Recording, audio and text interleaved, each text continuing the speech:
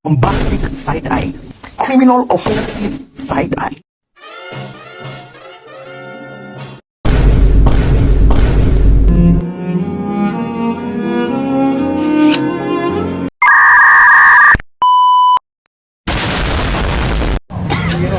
Assalamualaikum warahmatullahi wabarakatuh. Perkenalkan, nama saya Muhammad Fardin Almarik dari kelompok 1. Di sini kelompok saya akan menjelaskan tentang sistem ekonomi setradisional. Sebelum menjelaskan, saya akan memperkenalkan teman-teman saya terlebih dahulu. Yang pertama ada Raisa, yang kedua ada Elfrida, yang ketiga ada Bunga, yang keempat ada saya sendiri, yang kelima ada Rival, dan yang keenam ada Faris.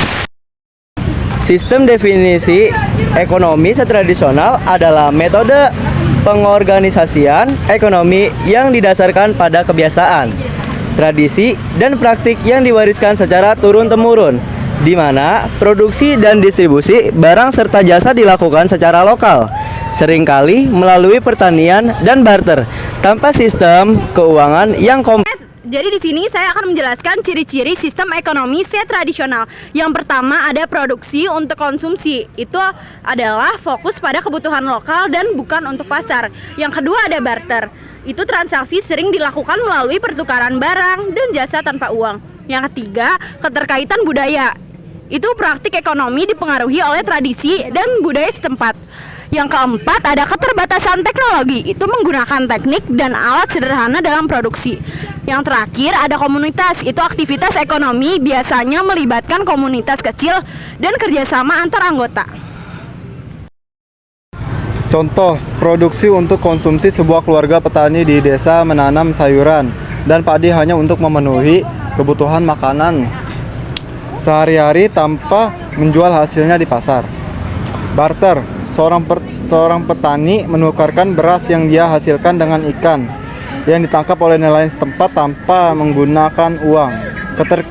Keterikatan budaya, komunitas di suatu desa melakukan festival tahunan di mana mereka membuat dan memperjualbelikan kerajinan tangan tradisional yang mencerminkan budaya mereka seperti tenun atau ukiran. Keterbatasan teknologi sebuah kelompok masyarakat yang masih menggunakan alat pertanian tradisional seperti cangkul dan sabit, bukan mesin modern, untuk menanam dan memanen hasil pertanian.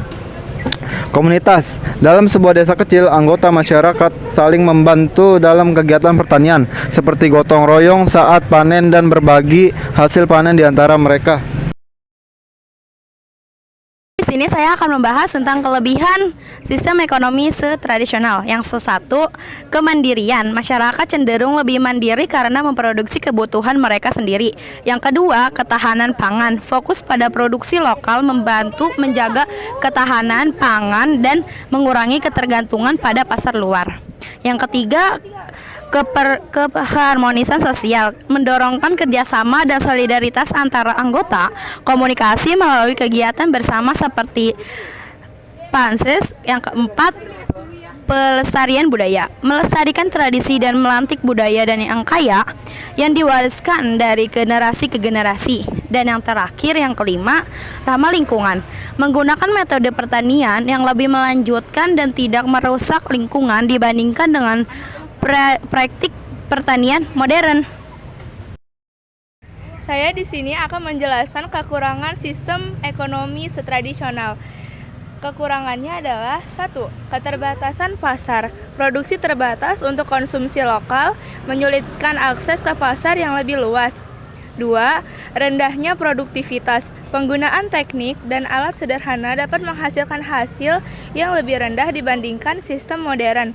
3. Kerentanan terhadap cuaca. Ketergantungan pada kondisi alam membuatnya rentan terhadap bencana alam seperti kekeringan atau banjir. 4. Kurangnya inovasi. Keterikatan pada tradisi sering menghambat penerapan teknologi baru. 5. Ketidakstabilan ekonomi. Fluktuasi hasil pertanian dapat menyebabkan ketidakpastian dalam kesejahteraan masyarakat.